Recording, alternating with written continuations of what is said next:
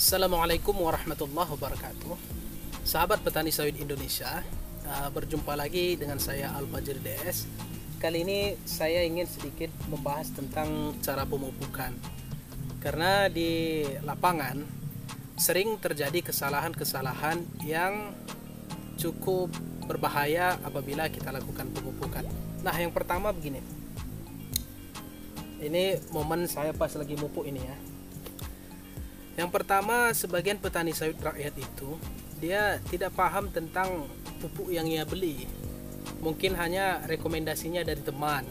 Kalau si A pakai pupuk ini, maka dia pun membeli pupuk itu dan diaplikasikan ke lahannya.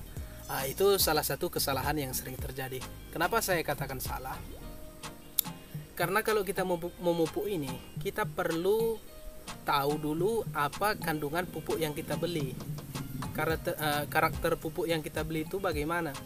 Kita harus tahu dulu pupuk apa yang kita beli, kandungannya bagaimana, karakternya bagaimana.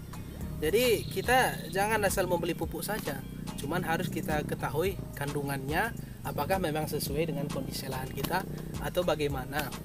Dan lahan kita pun perlu kita analisis dulu kebutuhannya apa dan bagaimana. Itu dia kesalahan yang pertama.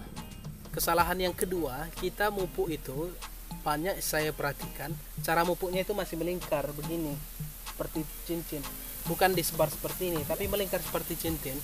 Teman-teman pasti bisa membayangkan. Nah, cara mupuk melingkar seperti cincin itu kurang maksimal teman-teman, karena terjadi penggumpalan di antara pupuk-pupuk yang seperti cincin tersebut, dan penguapan pun lebih banyak terjadi kalau kita lakukan melingkar seperti cincin. Cara yang tepat adalah dengan cara ditabur, disebar seperti ini, radius 1,5 meter itu disebar begini, supaya penyerapan pupuk ini lebih maksimal terhisap oleh si akar kelapa sawit. Karena akar kelapa sawit ini kan dia menyebar serabut.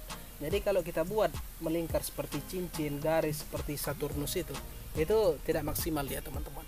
Tapi cara yang tepat adalah bersihkan piringan dulu dengan cara yang sebersih mungkin, kemudian disebar dan ditabur merata seperti ini agar lebih maksimal dan tidak banyak terjadi penguapan. Kalaupun ada, tidak banyak seperti itu dia teman-teman. Kesalahan yang ketiga adalah waktu mupuk. Ini mungkin jarang terjadi ya, karena mungkin sebagian besar petani sudah tahulah cara mupuk itu dilarang saat cuaca kemarau panjang yang luar biasa, kemudian saat musim penghujan. Nah, jadi untuk teman-teman petani, kalau keadaan cuaca kita pada saat kemarau yang parah atau musim penghujan yang hampir setiap hari terjadi hujan, pada saat itu tolong jangan dulu mupuk, tunggu pada saat cuaca sudah mulai stabil. Nah, karena kalau kita mupuk terlalu pada saat cuaca kemarau, itu penguapannya lebih banyak terjadi, ataupun pada saat musim penghujan yang katakanlah di dalam tanah itu air berlebih ya, melewati batas standar dari penampungan di bawah tersebut. Maka kalau kita mupuk pada saat itu, pencucian pupuk itu lebih banyak terjadi.